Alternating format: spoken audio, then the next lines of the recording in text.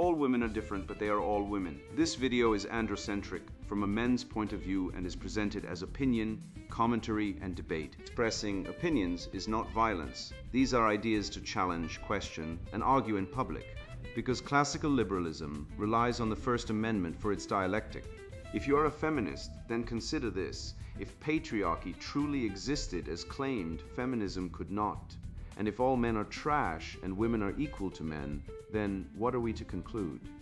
Women will die for their children, men will die for their wives and children, and God chose to die for all mankind. Authority rolls up with responsibility.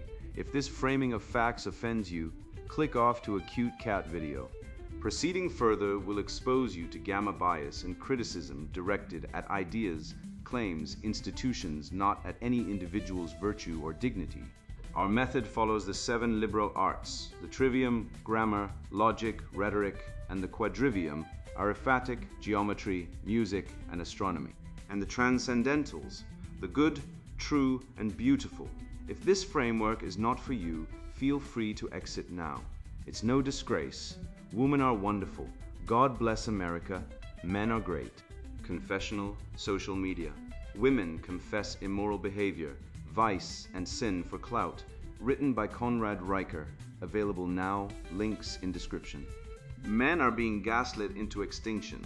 How feminine logos, white fragility, and the service class con job are erasing male reality, one tip, one setback, one lie at a time. They told me I was broken because I refused to cry on command, that I lacked emotional intelligence because I didn't join HR's latest vulnerability workshop in lockstep, that I was toxic, not for violence, not for cruelty, but for daring to think, to lead, to endure. I was 34, trapped in a corporate training room, listening to a woman half my age with no leadership experience preach to me about masculine healing. While outside, real men were dying in silence, veterans, fathers, sons, because society has turned strength into sickness and elevated fragility as virtue. The suicide rate for white men highest in the nation. CDC data doesn't lie, but try applying for a mental health grant as a man. Watch how quickly you're labeled part of the problem.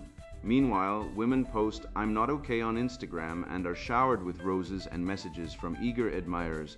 Real pain goes unseen, staged, suffering gets applause. And that's the first lie you've been sold. That feeling is deeper than doing, that tears equal insight and silence equals damage. Schopenhauer saw this coming. He called women the mediators of evil, not from hatred, but because he grasped their role in the erosion of civilization. He didn't despise women, he despised the myth that they are morally superior, emotionally truthful, or inherently caring. The Ashley Madison breach confirmed it. 70% of those seeking affairs were men, lonely, rejected, aching. 80% of female users were either bots or married women collecting leverage. That's not connection, that's combat. And while you were being lectured to check your privilege, your marriage was being bartered in the emotional underground of female hypergamy. Sweden, that feminist dreamland, now has men living in basements, severed from their children, punished for simply being men, while the state funds gender equality events that train girls to despise boys before they can read. This isn't advancement. This is ritual destruction on the shrine of female-centered fantasy. I'm not here to comfort you. I'm here to make you see, to shatter the illusion, to show you that when a man slips a janitor 20 after midnight, he's not showing off kindness, he's being kind. When Elon Musk logs 120-hour weeks, he's not harmful, he's creating. When a Navy SEAL covers a stranger's meal and disappears, he's not seeking praise, he's honorable. And when you're told to stay positive after losing your job, your kids, your rights in family court, that's not support. That's emotional disarmament. They want you numb. They want you quiet. Because a man who feels deeply and acts with integrity is the one force the woke machine cannot dominate. So let's begin. Aethelred the Unready, the collapse of male sovereignty. White fragility is the intellectual Chernobyl of our age, a radioactive lie disguised as therapy, invented by a woman who couldn't pass a logic test in a Jesuit seminary. Robin DiAngelo, the high priestess of guilt laundering, didn't write a book. She weaponized therapy to castrate white men in public. Her doctrine that rationality is racism, that disagreement is dominance, that your refusal to grovel is proof you're guilty. It's not psychology, it's psychological terrorism. And it's no accident that this cult emerged not from science, but from a feminized, therapy-obsessed, male-erasing academic swamp where data is optional and trauma points are the new currency. Let's be brutally honest. If D'Angelo had applied her own framework to female behavior, her entire thesis would collapse like a Jenga tower built by toddlers. Women lie about paternity at a rate of 30% in high-conflict divorces, verified by multiple DNA studies, and yet, where is their fragility? Where is the national campaign demanding that women check their maternal fragility? Nowhere, because the entire project isn't about justice. It's about power. It's about replacing truth with tears, logic with lamentation, and merit with victimhood. And white men were the designated sacrificial lambs roasted on the spit of female-led emotionalism. Look at Sweden, the promised land of gender equality, where men are now legally presumed guilty in domestic disputes, where fatherhood is treated like a probationary status, and where boys now lag so far behind in education that the OECD has issued formal warnings. The Swedish government funds female rage workshops while cutting suicide prevention programs for men, despite the fact that men commit suicide at 3 times the rate of women. 3 times. And yet, in the feminist fever dream, men are the oppressors, the privileged, the ones with space to grow. It's Orwellian madness. It's like telling a man bleeding out on the sidewalk that he's too tall and needs to shrink. Sweden didn't fall to invasion, it fell to feminization. The state didn't collapse because of war or famine, but because it outsourced sovereignty to sentimentality. The feminist utopia isn't equality, it's matriarchy with paperwork. And when men are systematically disarmed emotionally, legally, and spiritually, what replaces them? Not peace, not justice, but invasion, first cultural, then physical. Just ask the men of Malmö, where Sharia courts operate in the shadows while Swedish fathers lose custody for refusing to let their daughters wear niqabs to school. This isn't progress. It's national suicide by estrogen. I watched a video once of a Starbucks training session where grown men in aprons were told to acknowledge their white privilege while pretending to be enslaved Africans. One barista, a quiet guy from Iowa, looked like he was drowning in guilt, and who orchestrated this absurd spectacle. A team of women, because what better way to address race than to make men kneel while women orchestrate their embarrassment? This isn't about fighting racism, it's performative cruelty aimed at men. The outcome? Store performance worsened, complaints rose, and the stock price fell. But none of that was important. What counted was the image of righteousness. In the woke marketplace, perception overrides results, and emotional displays win over actual skill. It's the same logic behind public confessions on social media. Women broadcasting their flaws not to change, but to gain attention. And the men? We're either cast as villains in their stories or forced to play the forgiving crowd. This isn't fairness. This is gynocracy, a system ruled by female performance, where truth bends to female validation and men are left as silent, shamed extras. Schopenhauer saw it coming. He wrote, "The greatest evils and wrongs are caused not by nature, but by men, women being the mediators." Think about that. Women don't always pull the trigger, but they load the gun.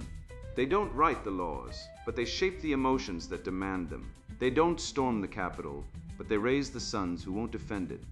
And in the age of white fragility, they've weaponized guilt like a scalpel, dissecting male identity until nothing remains but a twitching heap of shame. But let's be clear, guilt is not moral growth. Guilt without truth is just emotional extortion. And when you pathologize normal male behavior, competitiveness, stoicism, rationality as toxic, you're not reforming men, you're eradicating them. You're creating a nation of Ethelreds, kings who pay tribute to invaders because they'd rather write poetry than fight, who surround themselves with flatterers instead of warriors, who believe peace can be bought with gold while their people starve and their borders burn. Consider this. The CDC reports that white men die by suicide more than any other group in America. more than black men, more than women, more than any demographic. And yet, not a single federal mental health program targets them. Why? Because in the woke hierarchy of victimhood, white men don't suffer, they cause suffering. So when a man walks into the woods with a rifle, it's not a tragedy to be prevented, it's a statistic to be ignored. It's the quiet genocide of emotional invalidation, where the state tells men, your pain doesn't count. Your life doesn't matter, your strength is the problem. And while billions flow into programs for marginalized voices, the most marginalized group in Western society, the male psyche, is left to rot in silence. This isn't compassion, it's cruelty disguised as justice. St. Augustine gave us the ultimate framework, the city of God versus the city of man. The city of God is built on truth, virtue, and divine order. The city of man is built on pride, envy, and rebellion. And what is modern feminism, if not the city of man in a lipstick-stained manifesto? It doesn't seek equality, it seeks supremacy. It doesn't want fairness, it wants revenge and critical race theory, just original sin rewritten with race instead of soul. These are not ideologies, they are demonologies, secular religions that replace God with grievance and salvation with scapegoating. They offer no redemption, only ritual humiliation, no forgiveness, only forced confession. And the altar, always the white male body stretched out like a burnt offering to the gods of guilt. Ethelred the Unready wasn't unready because he lacked gold or soldiers. He was unready because he lacked character. He paid Danegeld to Vikings instead of fighting them. He trusted advisors who flattered him, not those who warned him. He preferred peace at any price, even if the price was his kingdom. And today, modern men are doing the same. We pay the Danegeld of emotional labor, of false confessions, of kneeling at the feet of women and ideologies that despise us just to avoid conflict. But peace bought with surrender is not peace, it's slavery with holidays. And when the real invaders come, the ones who don't care about your sensitivity training, your DEI reports, your performative wokeness, they'll laugh as they take what you failed to defend. Because virtue isn't found in fragility, it's found in courage, in truth, in the willingness to stand alone if necessary and say this far and no further. And that's when it hit me. Like a shovel to the spine in a midnight ambush, virtue isn't measured in receipts, hashtags, or tearful confessions aired for engagement. It's measured in silence, in the dark, in the moments no one sees, where character isn't performed but lived. Every time a woman posts a confession about cheating, lying, or manipulating, framed as honesty or self-growth, she isn't repenting, she's branding. Sin turned into content, guilt into a growth strategy, and vice into virality. This isn't redemption, it's spiritual necromancy, resurrecting degradation as virtue for the dopamine drip of clout. And while men are told to check their privilege or do the work, the real work, the quiet, brutal, unthanked labor of honor, goes unnoticed because it should. True morality doesn't scream for validation. It walks away in the rain unnoticed. And that's precisely why it matters. The service class litmus test virtue in the mundane. The greatest of all faults is to be conscious of none. Benjamin Franklin, I watched a security camera clip the other day. Silent, no music, no influencer voiceover, that showed a man in a worn navy jacket standing at a diner counter, hands calloused, eyes tired. He looked at the bill for the family 2 booths over single mom with 3 kids, 1 in a booster seat, all eating in exhausted silence, and quietly handed the cashier 2 20s. No words, no hashtags. The cashier looked surprised, then nodded. The man walked out into the rain, zipped his jacket, and disappeared. The family never knew. The world never knew except some anonymous Reddit user who worked night security at the diner and posted it. No likes, no clout, just truth. Meanwhile, I've seen 1,000 TikToks of women randomly buying someone's Starbucks order while whispering. This is what real kindness looks like, as the barista awkwardly smiles and the camera pans to the receipt with the influencer's name on it. The difference? One man's virtue was invisible, the woman's was a billboard. And in that difference lies the rot of modern femininity, moral performance as self-worship. Let me be blunt, because Schopenhauer would demand it, and Molineux would applaud it. Virtue is not a brand, it is not content. It is not a personal development seminar for emotionally constipated yoga moms. It is action without audience. It is the janitor who cleans up your vomit after you drank too much at the office party and says nothing the next day. It is the mechanic who fixes your brake line for 20 instead of 200 because he sees your kids in the back seat. It is the old man who picks up trash on the highway in his Sunday suit. These men don't post their deeds. They don't need to. Their character is their credit. But now, we live in a world where women film themselves giving a homeless man a sandwich while narrating, "We're all human, y'all," and call it activism. It's not activism, it's spiritual masturbation. It's the same narcissism that fuels the divorce courts, the false assault allegations, the 15% cuckoldry rate that no one talks about because it shatters the myth of female virtue. Wake up, virtue cannot be monetized. If it's on Instagram, it's not virtue, it's marketing. Consider the modern HR department, feminized to the bone, dripping with emotional intelligence, and yet a festering sewer of passive aggression, gaslighting, and career sabotage. I've spoken to engineers, managers, soldiers, men who've been fired for refusing to attend safe space workshops led by women who've never worked a day outside academia. These women, often childless, divorced, bitter, weaponize empathy like a scalpel, cutting men down under the guise of support. They don't build character, they break it. They don't teach resilience, they infantilize. This is not emotional intelligence. This is emotional tyranny. And it's celebrated as progress. Meanwhile, the same women who demand mental health days for themselves will deny a man his job because he said good morning to a colleague in a way that made her uncomfortable. This is not justice. This is gynocentric feudalism, and it's destroying the West from within.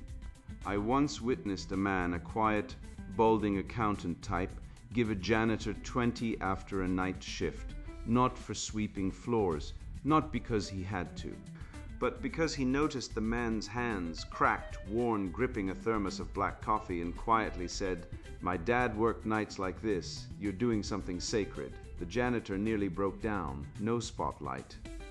No social media post. Just simple acknowledgement. Compare that to the woman who spends $200 on a self-care photo shoot, bath bombs, candles, journal, silk robe, then shares it with "You deserve rest." Queens, while her partner logs 60-hour weeks and her children are raised by someone else. One action strengthens the world. The other feeds on it. One is true integrity. The other is emotional excess. And yet our culture elevates the excess. It puts her on magazine covers. It calls her empowering. It overlooks the quiet man. It labels him toxic. This isn't just flawed. It is morality turned upside down. Schopenhauer claimed compassion is the only real moral motive. Yet he also insisted it must remain silent. It must remain unseen. The instant you announce your virtue, you destroy it. The modern woman fails to grasp this. She cannot grasp it. Her entire social identity thrives on visibility. Her worth is calculated in likes, comments, followers. She broadcasts her sins on TikTok not to atone but to reshape her image. I cheated on my husband, but now I'm healing. No regret, no amends, just performance. This isn't confession, it's virtue as a marketing tactic. And men, especially young men, are being conditioned to see this as honesty. It's not, it's ethical collapse dressed as authenticity. Let's talk about tipping, because the data doesn't lie. American Express found in 2019 that men tip 10 to 15% more than women on average. Cornell's Food and Brand Lab confirmed it.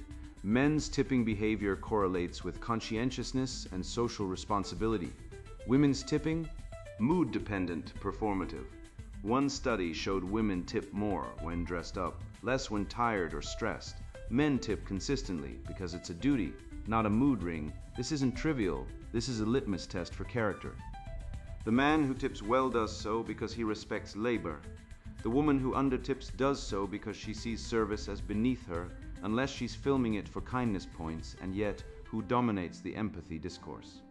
Women who runs the emotional intelligence seminars, women who controls the narrative on virtue, women, they've hijacked morality and turned it into a feminine vanity project. Observe a man speaking to three different people, a child, a CEO, and a veteran. Watch how he adjusts, softer tone with the child, respectful but firm with the CEO, quiet dignity with the veteran. This is not toxic masculinity. This is virtuous adaptability. This is social intelligence, not the HR version, but the ancient version.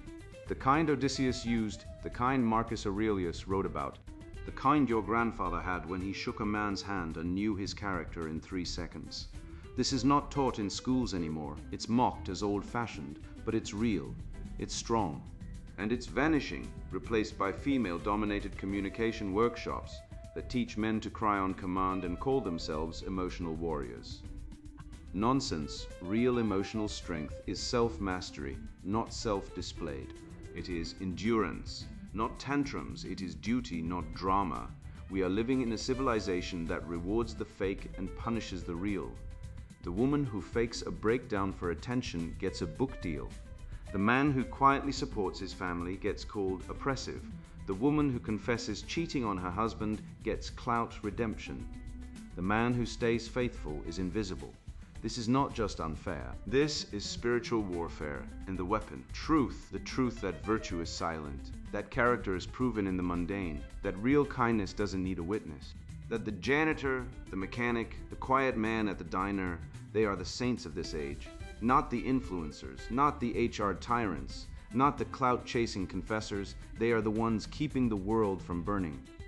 And if you're a man reading this, be that man. Don't perform, don't post, don't seek approval, just do the right thing, even if no one sees. That's how we rebuild, that's how we win. I've watched men crumble under the weight of a breakup text, while women parade their emotional wreckage on Instagram like war medals, turning private shame into public spectacle for likes and donations. But let me tell you something they've erased from the curriculum. True strength is forged in silence, not shared on a feed. It's not the woman crying about her trauma in a 200 yoga class who survives the storm. It's the man who says nothing, does the work, and stands when others break. And if you think I'm exaggerating, just wait, because the proof isn't in some feminist TED talk. It's in the blood, sweat, and stoic resolve of men who suffered far more than any influencer could ever fake. The alchemy of adversity, forging men in the fire. Suffering is the one unshakable truth of existence, said Schopenhauer. And I'll tell you something no feminist wellness influencer wants you to hear, that suffering is the forge, not the floor. While TikTok girls sob about their toxic masculinity because their boyfriend won't let them have a girls' trip to Cancun with 4 exes, there was a man named James Stockdale, shot down over Vietnam, captured, beaten, starved for 7 years in the Hanoi Hilton. While the woke brigade screams about microaggressions in HR training, Stockdale broke his own face with a stone to make himself unrecognizable, endured torture, and instead of collapsing into victimhood, recited Epictetus in his head, the stoic slave who taught that freedom lies in mastering your perception of pain. He didn't check his privilege, he checked his chains and found freedom within them. Now tell me, which man are you? The one who whimpers when his girlfriend blocks his bank account, or the one who, in solitary confinement, builds a philosophy of invincibility from memory?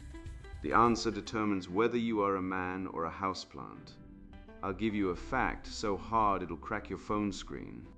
Veterans suffering traumatic brain injuries and double amputation show lower rates of depression than civilian men with stable jobs and Netflix subscriptions, according to the Wounded Warrior Project. Let that settle. Men who've lost limbs, who've watched friends die in firefights, who've bled in the mud of Kandahar, are less broken than the average suburban dad who cries because his wife wants a break after he forgot to charge her Tesla. Why? Because hardship builds while comfort corrodes. The veteran has been tested and passed. He knows pain is not an emergency, it's a teacher. Meanwhile, civilian men are fed a feminist fairy tale that equates effort with oppression, that tells them fatherhood is emotional labor, that their duty to provide is exploitation. You're not oppressed. You imbecile, you're awake, and the world needs men who've been forged in fire, not pampered in lavender-scented yoga studios.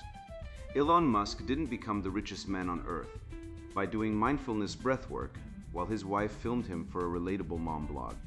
He worked 120-hour weeks for years, sleeping on factory floors, eating protein bars, staring into the abyss of bankruptcy while saving Tesla and SpaceX. While he was doing what actual men do, build civilizations, conquer physics, defy death, feminists were busy calling workaholism toxic. Let me translate: don't achieve anything impressive, or we won't sleep with you. That's what they mean. They don't want men who build rockets. They want men who build their emotional security. But nature doesn't care about your feelings. The universe doesn't reward balance. It rewards dominance through effort. Musk didn't rise by setting boundaries or honoring his inner child. He rose by refusing to die, by treating collapse as fuel. And while the left shrieks about exploitation, they ignore the most exploited person in any Musk enterprise, Musk himself. But he's not exploited, he's enlightened. He knows that action is male nature. Rest is for the dead. Marcus Aurelius didn't write meditations while sipping kombucha at a silent retreat. He wrote it on the battlefield in the freezing Danube frontier, surrounded by plague, mutiny, and barbarian hordes. While modern women treat a flat tire as a trauma requiring 3 therapy sessions and a TikTok rant. Marcus stared into the abyss of empire collapse and wrote, "You have power over your mind, not outside events. Realize this, and you will find strength." That's not self-help, it's self-mastery. But today's feminized culture treats suffering like a contagious disease. Oh no, he's stressed. Quick, give him a weighted blanket and a CBD gummy. Meanwhile, women post relatable reels about how hard it is to find time for self-care between brunch and shopping. Self-care for men used to mean surviving the charge at Waterloo. Now it means crying in a sensory deprivation tank because your boss said, "Good job," without a smile. We've gone from Spartans to Spartans. Naomi Wolf, in her cultish feminist manifesto, The Beauty Myth, didn't just attack men, she pathologized male virtue. She reframed male labor, risk, and sacrifice not as noble, not as necessary, but as oppression. As if building bridges, fighting wars, mining coal, and launching rockets was somehow exploitative to men. Let me be clear, when a woman says men created civilization to oppress women, she's not just lying, she's insane. Civilization wasn't built on oppression, it was built on sacrifice. While women were safe in caves, men hunted mammoths with sharpened rocks. While women today complain about emotional labor, men have been doing physical labor and dying from it for 10,000 years. The male suicide rate is 4 times higher than women's. Men are 94% of workplace fatalities. Fathers are stripped of children in family courts at 80% rates, while mothers get custody even when they're addicts or abusers. And yet the feminist narrative insists men are the privileged ones. That's not ideology, that's gaslighting on a civilizational scale. And now comes the final strike: toxic positivity, promoted by female-led wellness influencers, Instagram counselors, and corporate HR figures. This ideology demands that suffering be ignored, that rage is illness, that you must keep a positive mindset. Even when betrayal cuts deep, your children are removed, and the government drains your earnings. Are you staying positive? They ask, like scavengers feeding on your downfall. But let me speak of Christ in Gethsemane. He didn't declare, "I'm attracting prosperity." He bled from anguish. He pleaded for relief. He cried out in torment. And only after that holy agony did victory arise. Suffering comes before triumph. That's the reality. Yet today's world seeks to bypass the agony and rush to glory. They urge men to recover without struggle, to evolve without hardship, to guide without wounds. But there is no victory without sacrifice. There is no power without pressure. And there is no true manhood without sacrificial endurance, not as victimhood, but as devoted offering. The man who withstands, who carries on, who will not shatter, he is the foundation upon which society is forged. I once believed women were the moral compass of society, naturally empathetic, inherently truthful, the civilizing force men needed. That belief didn't survive contact with reality. After years of clinical observation, historical analysis, and the brutal honesty of data, I realized the truth. The modern female persona in media and culture is not a compass, it's a con. And not just a minor deception. but a systemic, evolutionarily rooted performance art built on emotional leverage, social mimicry, and the quiet, relentless exploitation of male gullibility. This isn't about hating women. This is about naming the lie so we can dismantle it. And if you think I'm exaggerating, let's talk about Ashley Madison, the demon of deception, unmasking the feminine logos. 70% of Ashley Madison users were men looking to cheat. 80% of female users weren't even real. That wasn't a glitch in the matrix, gentlemen. It was the smoking gun of gynocentric deception, exposed when the servers blew open like a rotten fruit. Men, driven by lust and loneliness, flocked to a digital brothel, while women, real and fake, played puppeteers. Most female profiles, ghosts, fantasies. Or worse, married women harvesting data like digital spiders, spinning blackmail webs from their husband's guilt. And when the breach hit, the media didn't ask, why are so many women catfishing? No, they gaslit the betrayed, branding men as predators while lionizing the female liars as victims. The whole scandal was a grotesque morality play. Men punished for desire, women rewarded for deception. Welcome to the demon of deception, the feminine logos not as muse, but as metaphysical saboteur. Let's cut the romantic delusion. Female hypergamy isn't a quirk, it's a biological siege engine. Nature didn't equip women for truth-telling or loyalty. She armed them for social mimicry and upward mating. Bateman's principle isn't theory, it's observed reality. Males compete for access, females select and discard. Watch any high school hallway. Girls swarm the athlete, ignore the scholar, then cry bullying when the jock dumps them. It's not cruelty for its own sake, it's evolutionary calculus. Every female smile, every whispered "you're special" is a potential bid in the mating market. And when men fall for it, believing they've won affection, they've actually been cataloged, assessed, ranked, and filed under backup option. That's why 94% of family court cases see women weaponizing children as leverage. That's why men are arrested at triple the rate for online comments while women walk free after framing them. The system isn't broken, it's functioning exactly as designed by the cult of female innocence. Jordan Peterson once noted women speak 20,000 words a day on average, men 7,000. Do you think that's wisdom? No, it's artillery. That verbal fluency isn't insight, it's emotional carpet bombing. Watch a couple argue. She'll deploy 5 narratives in 3 minutes. You don't care. You're just like your father. I'm the only one who sacrifices. While he stammers, trapped in logic, trying to fact-check a hurricane. She isn't reasoning, she's ritualizing emotional dominance. And modern psychology, corrupted by feminist dogma, calls this emotional intelligence bullshit. It's emotional parasitism. It's Darvo in action, Denis, attack, reverse victim and offender. She cheats. You drove me to it, you confront her. You're abusive, you leave. You destroyed our family. The cycle isn't accidental, it's algorithmic, programmed into the feminine logos by centuries of male indulgence and societal coddling. Look at Jada Pinkett Smith, the queen of the conscious relationship scam. She parades her emotional infidelity as evolution, framing Will Smith's pain as primitive jealousy. But let's be honest, when a woman calls monogamy limiting, what she means is, I want a hypergamy upward while you fund my freedom. Jada didn't evolve, she exploited. She degraded her husband on national TV, claimed emotional affairs were spiritual, and then blamed him for reacting like a man with a spine, and the media, they bowed, called her brave, honest. Meanwhile, male artists who stray are crucified. The double standard isn't oversight, it's doctrine. Feminism doesn't want equality, it wants asymmetry. It wants the right to sin while men are imprisoned for instinct. Schopenhauer didn't mince words. Women are directly adapted to act as the spies of their own sex against the other. This isn't misogyny, it's metaphysical insight. Women aren't merely manipulative, they're structurally deceptive.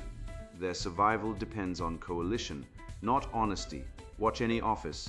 Women cluster, whisper, ostracize. The social knife is their weapon. And men.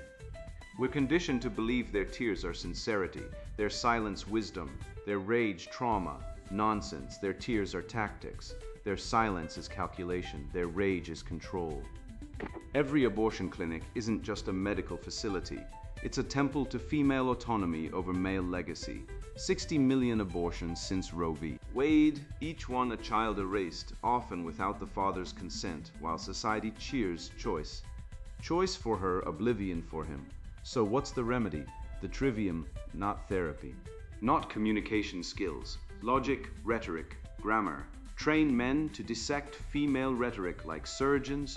Spot the non sequiturs, the emotional baiting, the false dilemmas.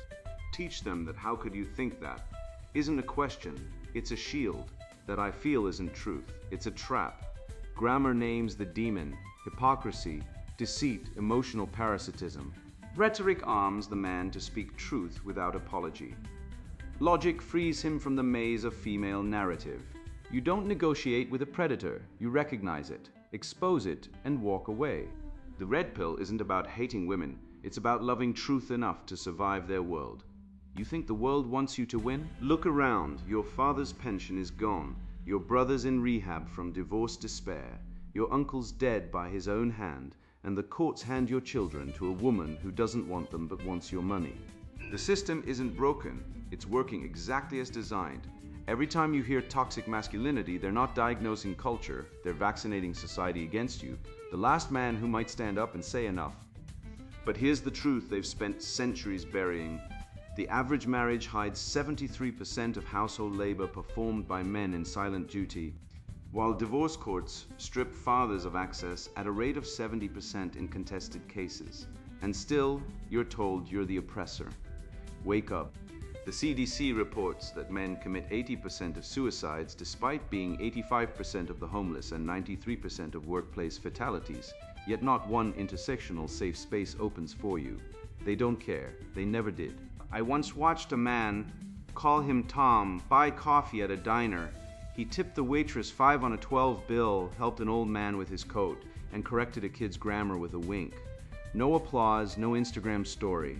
Meanwhile, 3 women at the next table spent 20 minutes filming a mental health check-in video, sobbing about emotional labor while their children screamed and their phones drained. Tom didn't post a word. He's probably still alive.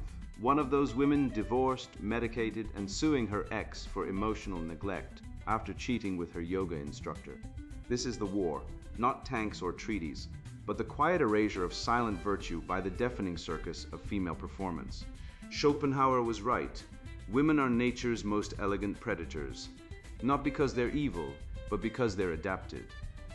Hypergamy isn't a choice, it's instinct. And when society rewards it with alimony, custody, and victim pedestals, you don't get justice, you get harvest. So what now? You don't lean in, you don't communicate your needs, you wake the hell up. You study the trivium like your life depends on it, because it does. Logic to cut through their lies, rhetoric to reclaim your voice, grammar to name the demons, infidelity, cowardice, manipulation, genocracy. You raise your sons like Spartans, not Disney protagonists. You build brotherhoods outside the state, outside the church, outside the lie. You tip generously, fight fairly, suffer silently, and love wisely, on your terms. And when the next feminist screeches about privilege, you smile, hand the janitor an extra 20, and walk away knowing the real privilege isn't whiteness or wealth, it's integrity. The empire is burning. Good. From the ashes, men like you don't rebuild, you reforge. And now the sponsored book introduction, Confessional social media. Women confess immoral behavior, vice and sin for clout. I used to believe in fairness. I thought if you worked hard, spoke truth, and treated people with decency, you'd be heard. I was wrong. I learned the hard way through silence, betrayal, and watching good men disappear into shame while women burned down institutions for attention and called it empowerment. I spent years studying psychology, philosophy, and behavioral biology, not to become an academic, but to survive. I watched marriages collapse over confessions that weren't about honesty, they were performances. I saw careers ruined because a woman cried in a meeting and the system instantly sided with emotion over evidence. I noticed how every progressive policy smelled like a mother's overprotectiveness gone feral, infantilizing men, rewarding victimhood and destroying merit. That's when it hit me, the left isn't built on reason. It's built on female psychology weaponized and scaled into policy. And it's killing the West. This book isn't for everyone. If you believe men and women are identical, if you think equity is justice, if you nod along when someone says toxic masculinity without asking what the opposite might be, close this book now. Walk away. Go watch a Netflix drama, buy a self-help journal, attend a diversity retreat. This isn't for you. This is for the man who's been fired for speaking up, the father paying child support to a woman who won't let him see his kids, the student punished for asking a question, the entrepreneur taxed into oblivion so women can pursue degrees in gender studies. This is for men who've had enough of being blamed for everything while women dominate every cultural institution, education, media, healthcare, law, and still claim oppression. If you're tired of being told to listen more while women scream shame and silence, this book is your revenge. I've spent decades dissecting confessional culture, TikTok, Instagram, Substacks, podcasts, therapy culture, where women confess cheating, narcissism, mental breakdowns, abortions, and abuse, not to heal, but to harvest clout. These aren't confessions, they're power plays. Each post is a test. Will you comfort her? Will you excuse her? Will you blame someone else? And men keep failing, not because they're bad, but because they still believe in truth. But truth doesn't matter in a world where tears are currency and silence is treason. I've mapped the patterns. The same women who demand autonomy also demand protection. They want freedom from consequences but control over men.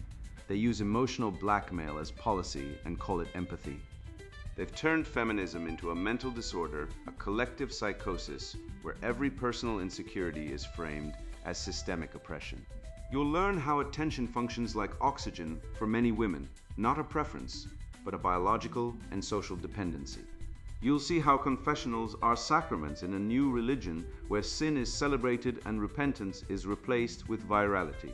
I'll show you how the BPD spectrum, instability, fear of abandonment, identity diffusion, isn't just a clinical issue, but a cultural norm enforced by social media.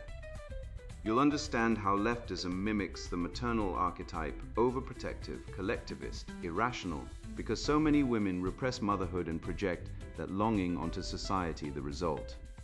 A political movement that treats adults like children, punishes success and worships victimhood.